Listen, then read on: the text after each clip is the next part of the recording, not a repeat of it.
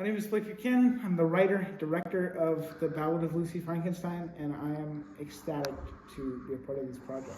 Hey, I'm Dave Shrewsbury. I'm the creature and Blake Buchanan's The Ballad of Lucy Frankenstein. I'm here to answer some questions. My past experience with Frankenstein is previously in grade school. I read the classically illustrated version or the Classics Illustrated. I don't remember what the title of the series is called, but I read that.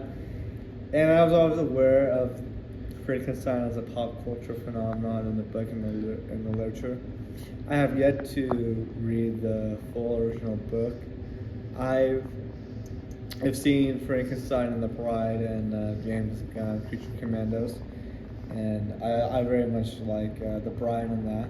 So I was always aware of the creature, but when Blake, approached me to be the creature in his film, I was honored by it, and I'm very excited for what this project holds and for you guys to see the project. And I'm very much ecstatic to work with such phenomenal actors and actresses like Jaden and Nick.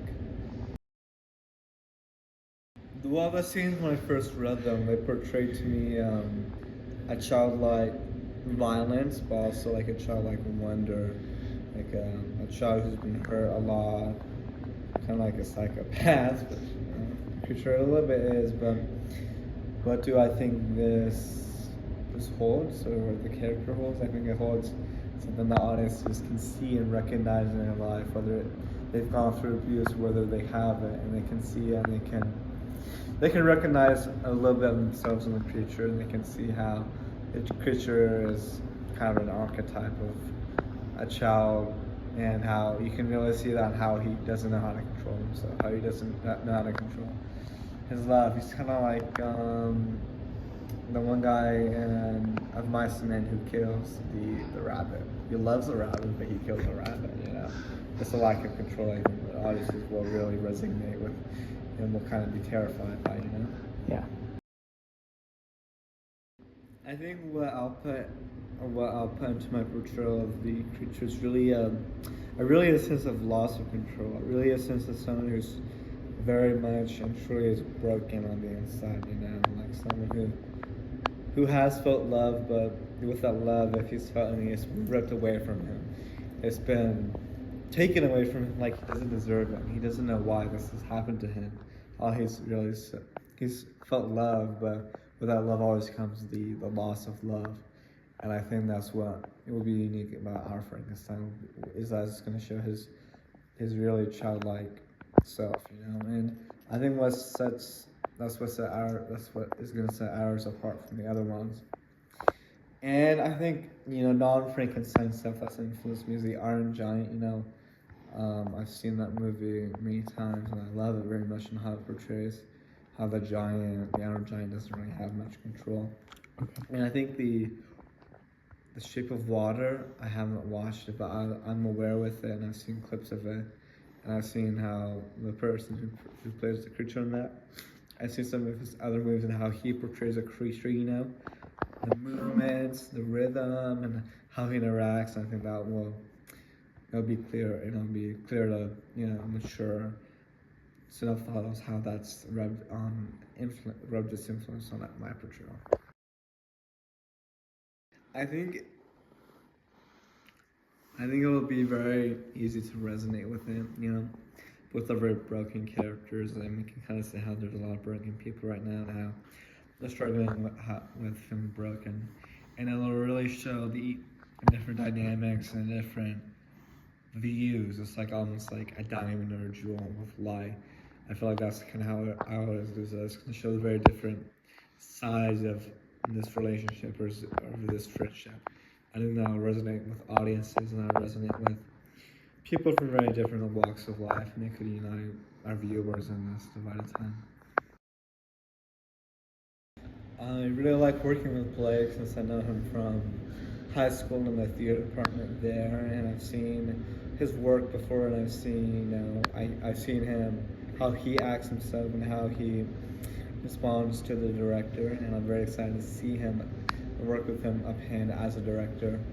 And why I think this project is very fit for him is because he reached out to me, and he seems very passionate about Frankenstein. He's read it, and he's fascinated about the character, and he's fascinated about the whole story, the ethos of it.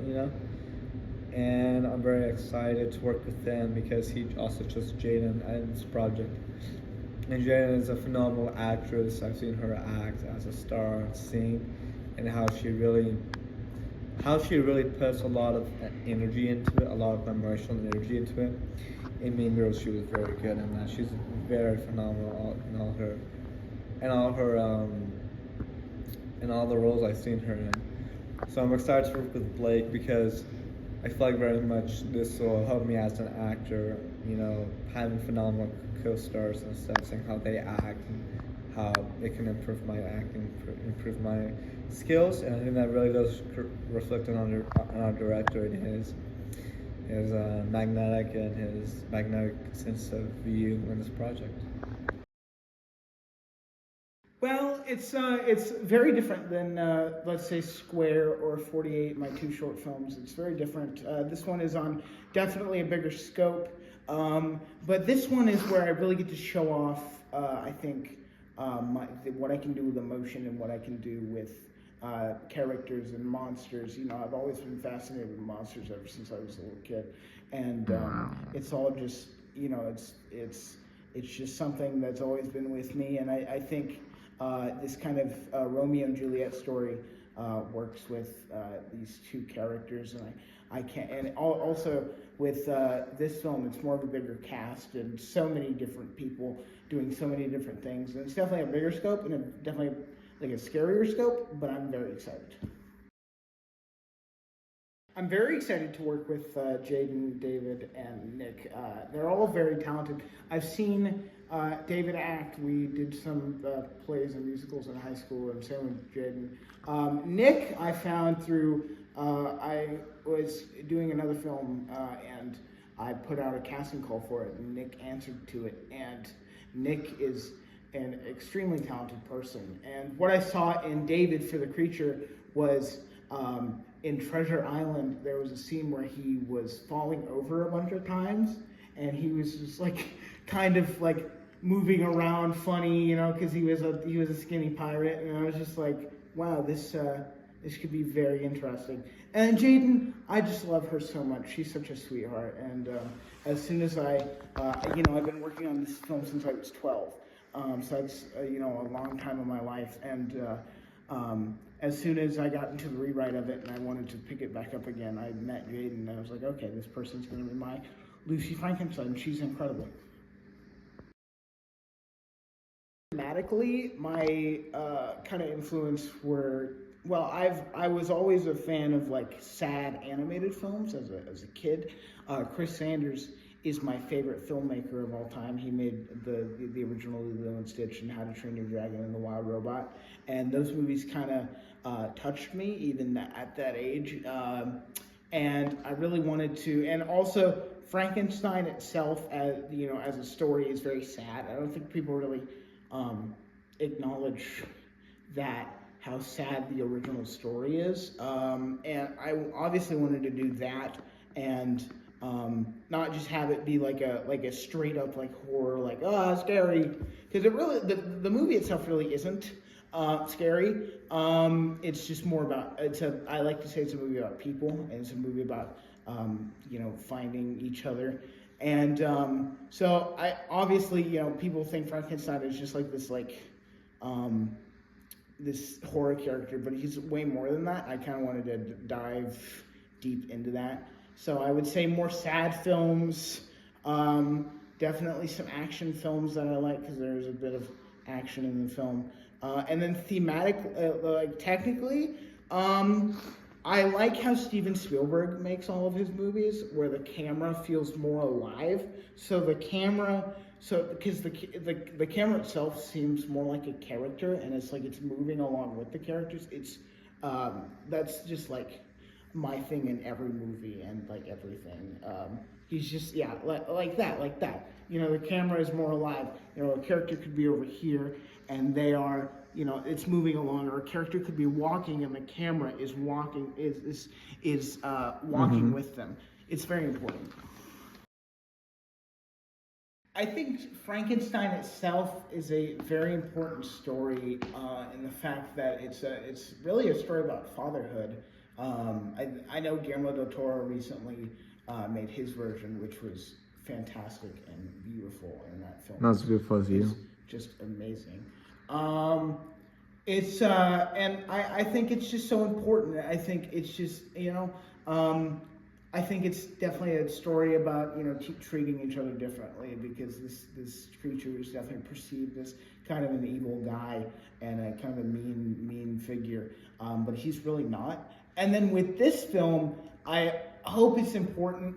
I recently showed the screenplay to somebody, and they asked me straight up, why do you think you can write a female character as a lead when you're a male? You don't know what it's like to be a teenage girl. And I said, I'm not writing a female character. I'm writing a person. I don't know what it's like to be a female, but I know what it's like to be a person. And this film is definitely has some inklings of my past, my childhood and things. So not only is this film kind of like therapy, but it's also like, I hope it connects with somebody in some way. Because when those lights go down, I want to connect with people, and I want to change lives, hopefully. So that's a really good question. Holy shit. I think, there's a lot of things.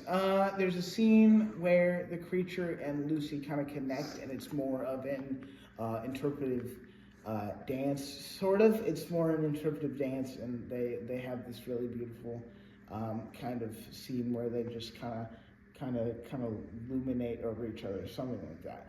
And I don't know. I think I think especially the creature as a character will connect with people, and Lucy too. I mean, Lucy is an emotional wreck. I mean, we have a whole novel coming out after the film about her past life, and we're gonna dive deep into that. But in terms of the film, I love it. I love the film in itself. I think it's very sad. It will make you cry, I hope, because if you don't, I'm not doing my job very well. So there's a lot of things, and things I obviously can't give away. There is a scene in a church which I think is very sad, and I was very proud of my dialogue in that scene. Well, I think for Jaden is, first of all, both of them are executive producers on the product, so they have very good input. They're both very smart people, and they have many ideas, so I kind of influenced that also. But at the same time, Jaden is the sweetest human on earth, and I love her so much. And she's always checking up on people. She's doing all these things. She doesn't really get the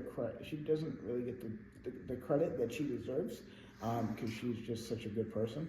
And there's so many scenes where the creature's freaking out, or there's a character called Charlie, which is a little kid, and Charlie's freaking out, and Lucy kind of just like sits them down and embraces them and helps them, and it's just like it'll really hit you. And I think in those scenes as well, when she read them, at least she cried. And then with David, I don't think David really, David is extremely talented and is great. I don't think David really gets, the best scripts in the world. Like, I know he has the potential. I've seen him act, and I think, especially with this character, Josh Gad has a really good quote about Charlie Chaplin, and it's if you can convey laughter or comedy without doing a single, saying a damn word, that's the talent. And I think with David in this, it's less about comedy and more about emotion. If you can make somebody cry without saying a damn thing, it's really important. And the creature as a character doesn't necessarily talk. He's more of his emotions are more through movement, and we've been working very heavily on that movement. So I think there's just a lot of things. And then with Nick, with Nick Dreyer. Nick is great at monologues. He is, oh my god, Monologue Man on Instagram, if you guys want to check that out. He is incredible. And you know, and I saw that and I said, okay, we're gonna write you the most evil shit in the world, and we do, and it's incredible. Victor has no chill, not at all, no redeeming qualities, and I love that. Oh my gosh, you guys are still here? Guys, the interviews are over. Video's over. Bye-bye. Go home, please. Weirdos.